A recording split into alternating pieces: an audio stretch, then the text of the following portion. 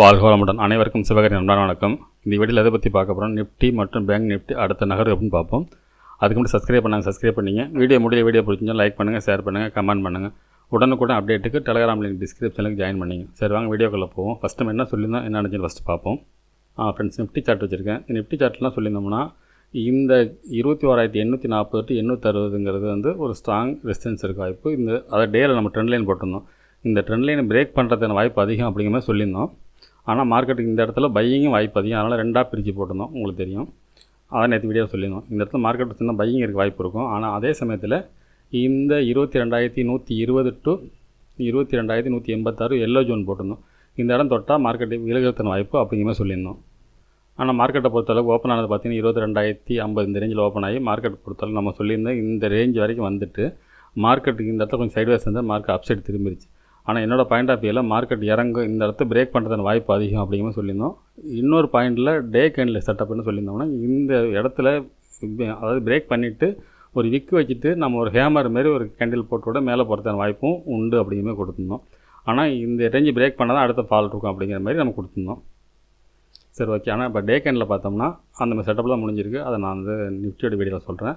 அடுத்து bank Nifty என்ன சொல்லியிருந்தான்னு பார்ப்போம். ஃப்ரெண்ட்ஸ், பேங்க் நிஃப்டி வச்சுருக்கேன். பேங்க் நிஃப்டியில் அதான் சொல்லியிருந்தாங்க, இந்த ட்ரெண்ட் லைன் பிரேக் பண்ணுறது வாய்ப்பு இருக்கும். அதே சமயத்தில் இந்த 46,990 இந்த சப்போர்ட்டில் மார்க்கெட் சப்போர்ட்டுக்கு வாய்ப்பு இருக்கும். இது இல்லாத பட்சத்தில் பிரேக் பண்ணால் மார்க்கெட் ஃபால் இருக்கும் அப்படின்னு ரெண்டு பார்ட்டை இதில் நம்மளே பிரித்து போட்டிருந்தோம்.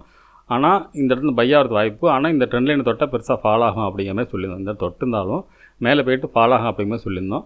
அதே சமயத்தில் டே கேண்டில் செட்டப் படி பார்த்தோம்னா இந்த டேவோட ட்ரெண்ட் லைன் ப்ளூ கலர் போட்டிருக்கோம்ல, இதை பிரேக் பண்ணிவிட்டு இதுக்கு மேலே போய் பாடி க்ளோஸ் வச்சு ஹேமர் ஸ்டைலில் போகிறதுக்கு வாய்ப்பு இருக்கிற மாதிரி சொல்லியிருந்தோம். ஆனால் அந்த மாதிரி ஸ்டைல் தான் முடிச்சிட்டாங்க. நம்ம சொன்ன மாதிரி இந்த சப்போர்ட் எடுத்துச்சு. ஆனால் அதை எடுத்து ஒரு நல்ல ஒரு மூமெண்ட்ஸ் கால் சைடுக்கு மார்க்கெட் மாறின மாதிரி ஒரு செட்டப் இருக்குது ஃப்ரெண்ட்ஸ். சரி ஓகே, நாளைக்கு என்ன மாதிரி நடக்க வாய்ப்பு அப்படின்னு நிஃப்டிலேருந்து பார்ப்போம். ஃப்ரெண்ட்ஸ், நிஃப்டியோட சார்ட் வச்சுருக்கேன். ஃபஸ்ட் எழுத்து ரிமூவ் பண்ணிவிடுவோம். இப்போ நம்ம டே கேண்டில் வச்சு பார்ப்போம் என்ன நடந்திருக்குன்னு.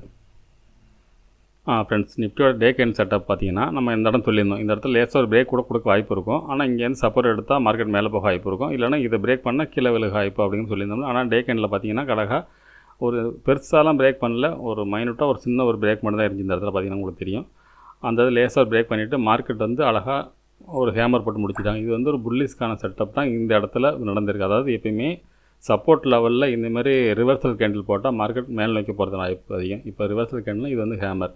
சரி ஓகே, நாளைக்கு என்ன மாதிரி நடக்க வாய்ப்பு 15 மினிட்ஸ் வச்சு பார்ப்போம் ஃப்ரெண்ட்ஸ்.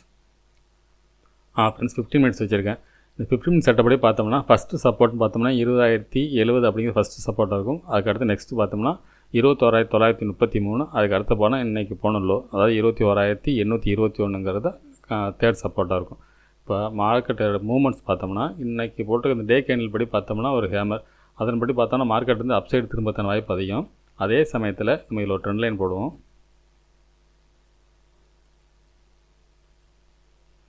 இந்த ட்ரெண்ட் லைன் பிரேக் பண்ணாத வரைக்கும் மார்க்கெட் வந்து அப்சைடு திரும்பத்தான வாய்ப்பு அதிகம் ஃப்ரெண்ட்ஸ்.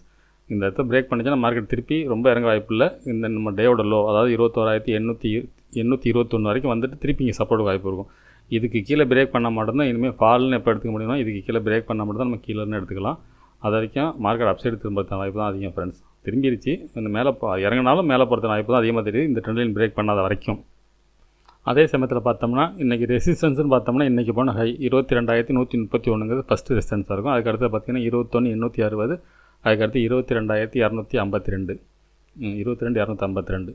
இந்த இடம் தாண்டினா மட்டும்தான் அடுத்தது புல்லிஸ் இருக்கும். இதில் இந்த இடத்துல ஒரு செல்லிங் வர வாய்ப்பும் உண்டு ஃப்ரெண்ட்ஸ். இந்த சப்போர்ட்டில் அதாவது 22,252 ஒரு சின்ன ஒரு செல்லிங் வர வாய்ப்பு இருக்குது. சின்னதாக பெருசாக இந்த இடத்துல ஒரு மாற்றி போட்டேன்.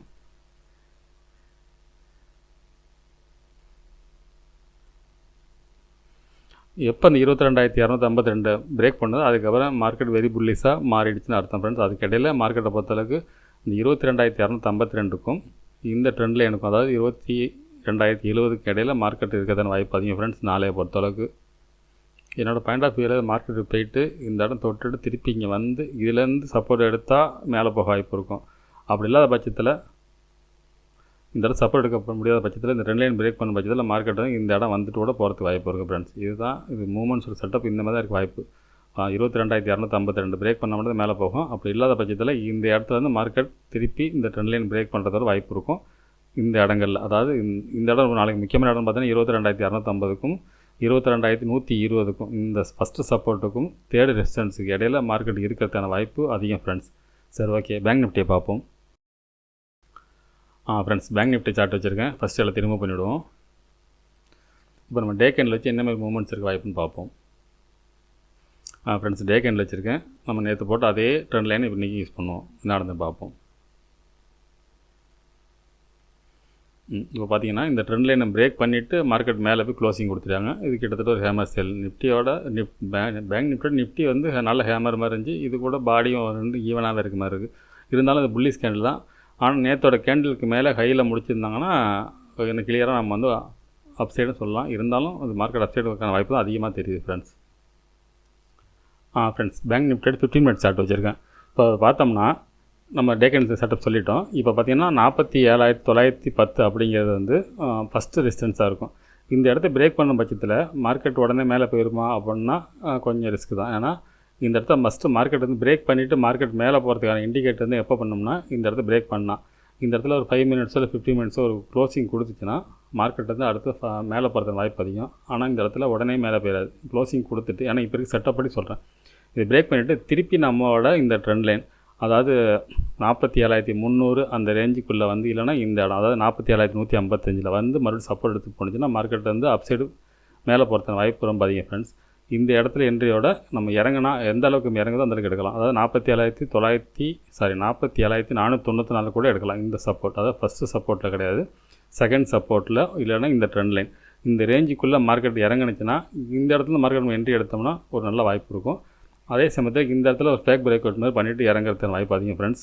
இறங்குறதுனா என்ன, இப்போ இந்த பிரேக் பண்ணாலே மார்க்கெட் மேலே போகிறதான இண்டிகேட் பண்ணி தான் அர்த்தம்.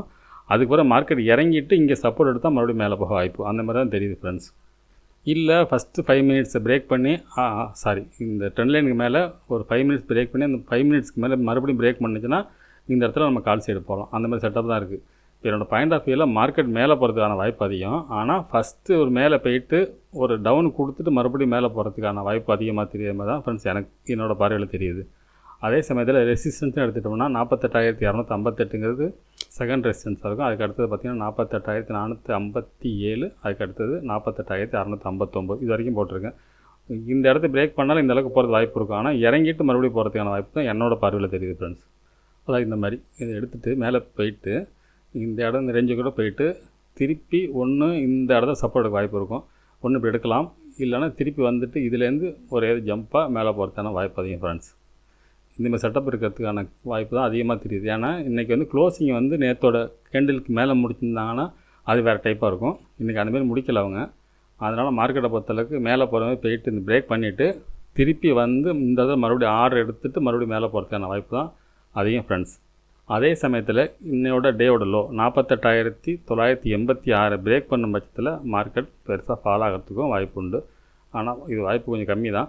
இது பிரேக் பண்ணால் தான் கீழே விழுவும். ஆனால் நான் கீழே லெவல்ஸ் போடல, இந்த லெவல்ஸ் போதும். இது நாளைக்கு என்ன மாதிரி ரேஞ்சுன்னு பார்த்துட்டு அதுக்கப்புறம் பண்ணலாம் ஃப்ரெண்ட்ஸ்.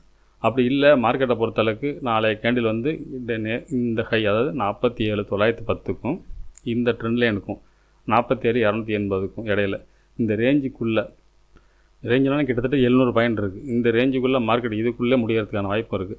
இல்லை இந்த இடத்துல ஒரு ஸ்பின்னிங் டாப் கேண்டில் போட்டுட்டு கன்ஃபர்மேஷன் ஒரு ஹேமர் அடுத்து ஸ்பின்னிங் டாப் போட்டு பிரேக் பண்ணுறது வாய்ப்பு இருக்கும் ஃப்ரெண்ட்ஸ். நான் சொல்லியிருக்க செட்டப்பே கிட்டத்தட்ட அந்த மாதிரி தான் இருக்கும். மேலே போயிட்டு திருப்பி கீழே வந்துட்டு இங்கே கூட மிடிலோடு முடிக்கலாம். இது எவ்வளோ தூரம் போக வாய்ப்புன்னு சொல்ல முடியாது. இது மறுபடியும் பிரேக் பண்ணால் தான் போகும். அப்படி இல்லைனா இந்த இடத்துல மறுபடியும் முடித்தாங்கன்னா இந்த கேண்டில் கிட்டத்தட்ட ஒரு ஸ்பின்னிங் டாப்போ இல்லைன்னா ஒரு டோஜி மாதிரி முடியாது வாய்ப்பு இருக்கும். அப்படி முடித்தா மறுநாள் வந்து அப்சைடு போகிறது வாய்ப்பு இருக்கும். அப்படி தான் இந்த செட்டப் பேங்க் நிஃப்டியோட செட்டப்பில் தெரியுது ஃப்ரெண்ட்ஸ். சரி, ஓகே ஃப்ரெண்ட்ஸ், ஸ்பின் நிஃப்டி கொஞ்சம் வரல பார்ப்போம். ஃப்ரெண்ட்ஸ், ஸ்பின் நிஃப்டியோட ஃபியூச்சர் சார்ட் வச்சுருக்கேன். இதன்படி பார்த்தாலும் மார்க்கெட்டை பொறுத்தளவுக்கு அந்த 21,444ங்கிறது ஃபஸ்ட் ரெசிஸ்டன்ஸாக இருக்கும். அதுக்கு அடுத்து பார்த்திங்கன்னா 21,570ங்க அடுத்த ரெசிஸ்டன்ஸாக இருக்கும். இது பிரேக் பண்ண பட்சத்தில் மார்க்கெட் புல்லிஸ் போக வாய்ப்பு இருக்கும். அப்படி இல்லாத பட்சத்தில் நம்ம நிஃப்டியில் போட்ட மாதிரி ஒரு ட்ரெண்ட் லைன் செட்டப் இதில் இருக்குது. இந்த ட்ரெண்ட் லைனை தொட்டு மார்க்கெட் அதாவது மேலே போயிட்டு திருப்பி கீழே வந்துட்டு மேலே போக வாய்ப்பு இருக்கும். அதே போல் தான் நிஃப்டி பேங்க் நிஃப்டி ரெண்டுமே அதே ஸ்டேட்டில் தான் காட்டுது. பின் நிஃப்டி அப்படி தான் காட்டுது. இதில் இந்த ட்ரெண்ட் லைனில் சப்போர்ட் எடுத்து மேலே போகிறதான வாய்ப்பு அதிகம் ஃப்ரெண்ட்ஸ். சரி, ஓகே ஃப்ரெண்ட்ஸ், நம்ம அடுத்த வீடியோவில் சந்திப்போம். நன்றி, வணக்கம்.